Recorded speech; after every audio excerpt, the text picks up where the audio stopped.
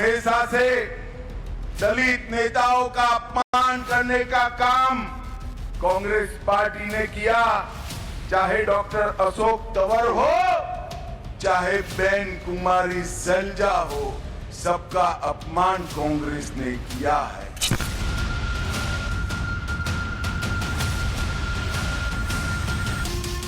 अरे नहीं, बिल्कुल नहीं, कंफ्यूज होने की जरूरत नहीं है। हरियाणा की कांग्रेस अध्यक्ष रह चुके डॉक्टर अशोक तंवर की तरह पूर्व केंद्रीय मंत्री कुमारी सैलजा ने कांग्रेस छोड़कर बीजेपी ज्वाइन नहीं किया है। लेकिन जब हरियाणा की वोटिंग में 2 हफ्ते भी नहीं बचे हैं, तब कांग्रेस की दलित चेहरा कुमारी सैलजा के कथित अपमान को बीजेपी ने ऐसी हवा दे दी है कि खुद सैलजा सफाई पर सफाई दे रही हैं। क्योंकि चुनाव है ना, इसलिए दिख रहा है, वरना कांग्रेसी के लिए भाजपा का सॉफ्ट कॉर्नर कैसे हो सकता है। तो इस चीज को हम कोई मतलब नहीं है इन बातों का। कांग्रेस है, बीजेपी है, और आज हमारा जो भी वजूद है कांग्रेस पार्टी के कारण ही है, और हमने ताउम्र पार्टी की सेवा की। कुमारी सैलजा ने तो सफाई दे दी, बीजेपी से संपर्कों की अटकलें खत्म करने की कोशिश की, खुद को कांग्रेस का सिपाही घोषित किया।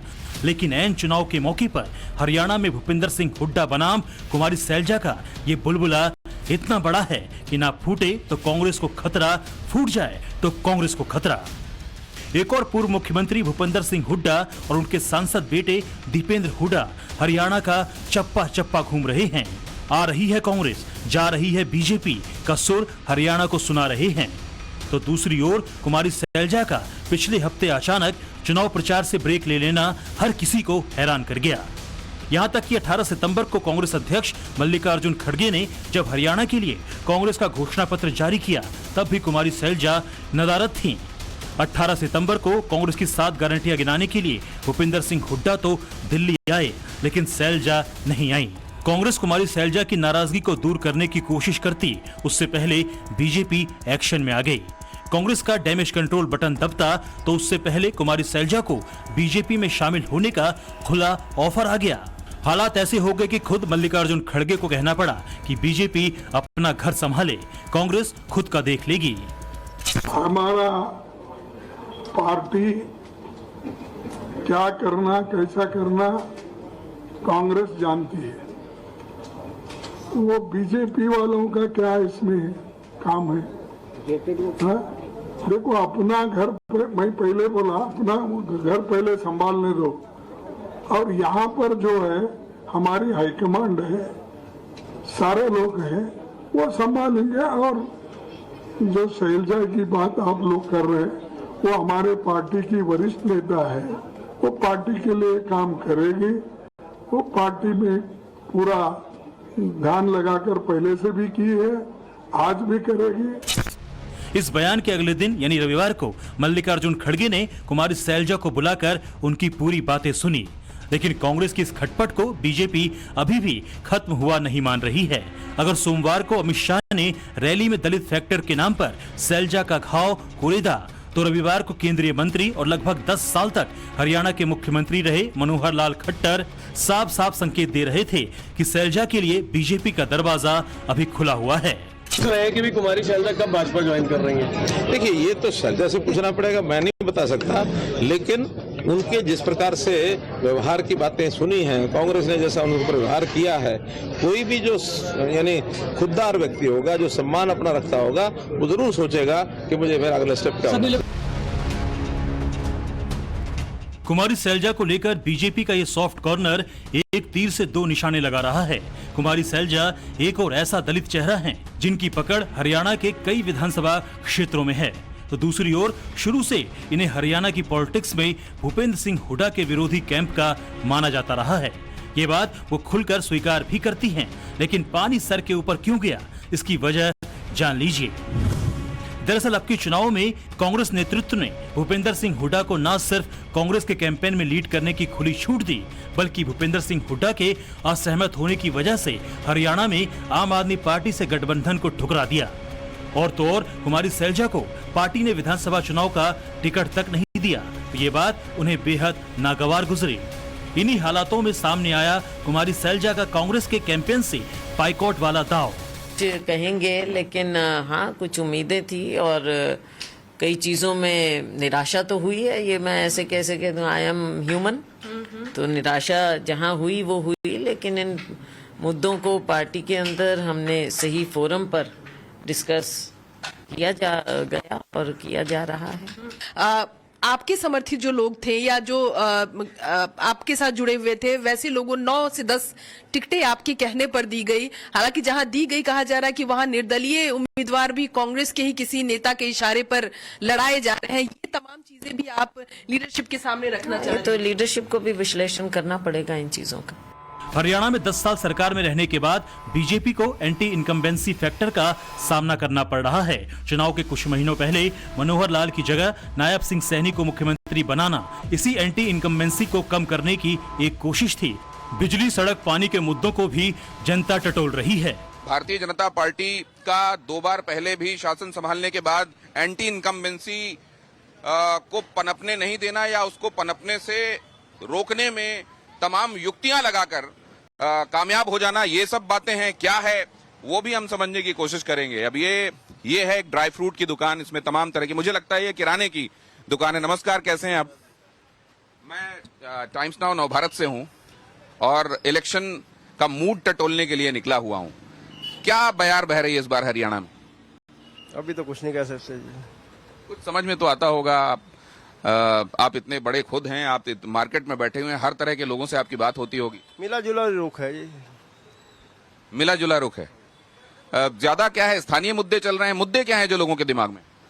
मुद्दे तो वही आम मुद्दे है जी, सड़कों का, गलियों का, नालियों का, यही मुद्दे हैं। अभी मैं यहाँ देख रहा हूँ बहुत सारे लोग कह रहे हैं कि बीजेपी ने बड़ा अच्छा काम किया, रोडें बनवा दी और सब किया, और बहुत सारे लोग कह रहे हैं कि सामने देखिए रोड आपको ये टूटी हुई नहीं दिख रही है क्या? तो ये दोनों ही तरह की बातें। कुछ कह रहे हैं आप? हाँ। नहीं। रोड का कुछ कहा आपने मेरे कान? टूटा ही है, हर एक गली का रोड टूटा है सारा। रोड तो सारी जगह ही टूटे हुए हैं। तो रोड अगर सारी जगह टूटे हुए हैं तो फिर सारी जगह आप मतलब देश में सब जगह कह रहे हैं या हरियाणा में सब जगह कह रहे हैं? रिपेयर तो है, रिपेयर तो हुई नहीं, जो टूट गई तो रिपेयर नहीं हुई दोबारा उसकी। बीजेपी के रणनीतिकारों को शायद ये समझ आ गया कि हरियाणा में हैट्रिक लगानी है तो फिर कांग्रेस की फॉल्ट लाइन ढूंढनी पड़ेगी। कुमारी सैलजा की नाराजगी ने बीजेपी को एक सुनहरा मौका बैठे बिठाई दे दिया। इसीलिए जहां कुमारी सैलजा को बीजेपी में शामिल होने का खुला निमंत्रण दिया गया, तो वहीं अमित शाह ने भूपेंद्र सिंह हुड्डा के मुख्यमंत्री काल के चैप्टर को चुनाव रैली में पढ़ दिया। दिल्ली के दामाद को खुश करने के लिए हरियाणा की किसान की भूमि कोड़ियों के मोल दे दी और बड़े बड़े भ्रष्टाचार किए। उस वक्त हुड्डा साहब की सरकार में डीलरों का दबदबा था, दामाद का दबदबा था और भ्रष्टाचारियों का दबदबा था। भारतीय जनता पार्टी ने ये डीलर और दामाद वाली सरकार को समाप्त करने का काम अब भारतीय जनता पार्टी की सरकार ने। कुमारी सैलजा के खुले विरोध और बीजेपी की हार्ड लाइन ने पिता पुत्र भूपेंद्र सिंह हुड्डा और दीपेंद्र हुड्डा को डिफेंसिव होने पर मजबूर किया है। वो तो भाजपा के आईटी सेल इस तरह की काम करते हैं। तो क्या वो सभी कांग्रेस नेता एकजुट हैं, एक मंच पे भी देखने को मिलेंगे, जब जरूरत होगी एकजुट भी हैं और सभी प्रचार भी करेंगे। कांग्रेस की पद्धति है कि विधायक बनेंगे, उनसे ऑब्जर्वर पूछेंगे, उनका मत पूछेंगे और फिर हाईकमांड फैसला करेगा। हाईकमांड जो भी फैसला करेगा हमारे को सबको मंजूर होगा। वैसे हरियाणा में भूपेंद्र सिंह हुड्डा और दीपेंद्र हुड्डा के सामने पार्टी के भीतर सिर्फ कुमारी सैलजा की ही चुनौती नहीं है, बल्कि मुख्यमंत्री के एक और दावेदार के तौर पर रणदीप सिंह सुरजेवाला की ख्वाहिशें भी जग जाहिर हो चुकी हैं। क्या रणदीप सिंह सुरजेवाला मुख्यमंत्री पद के दावेदार हैं? देखिए, राजनीति में महत्वाकांक्षा रखना कोई बुरी बात नहीं और राजनीति में महत्वाकांक्षा होनी चाहिए, तभी व्यक्ति आगे बढ़ सकता है। अगर ये ना हो तो व्यक्ति जड़ हो जाएगा। पर महत्वाकांक्षा पार्टी के अनुशासन से बड़ी नहीं हो सकती। साफ है कि भले रणदीप सिंह सुरजेवाला ने कुमारी सैलजा की तरह आर पार की लड़ाई नहीं छेड़ी हो, लेकिन हरियाणा में कांग्रेस सरकार की संभावनाएं बनने पर भूपेंद्र सिंह हुड्डा की राह आसान नहीं होगी। ये तो सुरजेवाला के रुख से साफ है। इस बीच सोमवार को जब कुमारी सैलजा बीजेपी के ऑफर को सामने आकर ठुकरा रही थी, तब रणदीप सिंह सुरजेवाला ने ही कुमारी सैलजा की अगली रैली की तारीख घोषित की। सांसद व बड़ी बहन कुमारी सैलजा नरवाना में 26 तारीख को 12 बजे जनसभा को संबोधित करेंगे व कांग्रेस के लिए प्रचार करेंगे। कांग्रेस के लिए दोबारा प्रचार करने की बात कुमारी सैलजा ने भी कंफर्म कर दी है। क्योंकि राष्ट्रीय अध्यक्ष से आप मिली, क्या अब आप आश्वस्त हैं? चुनावी मैदान में अब शैलजा दिखेंगी, उसी तरह से प्रचार करती हुई दिखेंगी? दोनों अलग चीजें हैं। मेरा उनसे मिलना, जो वहाँ अंदर की डिस्कशन, वो अलग चीज है। चुनाव प्रचार अलग चीज है। चुनाव प्रचार पहले से ही हमारा प्लान था। कुमारी सैलजा और रणदीप सिंह सुरजेवाला के महत्वाकांक्षाओं ने कांग्रेस के हरियाणा कैंपेन को प्रभावित किया, लेकिन मुख्यमंत्री के पद को लेकर बराबर की आग हरियाणा बीजेपी में भी लगी हुई है। नहीं, हाईकमांड चाहे तो हो भी सकता है। तो आप तो अपने स्टेटमेंट पहले ही दे चुके हैं कि मेरा कंसिडरेशन होना चाहिए, मैं सबसे सीनियर। मैंने ये कहा है कि लोगों में ये प्रचार किया जाता था कि वो तो मानता ही नहीं है, तो मैंने उसका जवाब दिया कि हाँ, अगर पार्टी बनाएगी तो मैं तैयार हूं। वैसे मैंने आज तक पार्टी से कभी कुछ नहीं मांगा है। हमारा पार्टी का संगठनात्मक सिस्टम है, हमारा पार्लियामेंट्री बोर्ड है।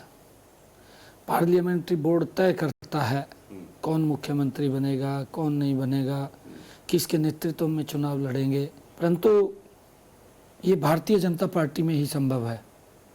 दिनेश जी, आपने पूछा है, कांग्रेस में परिवारवाद है।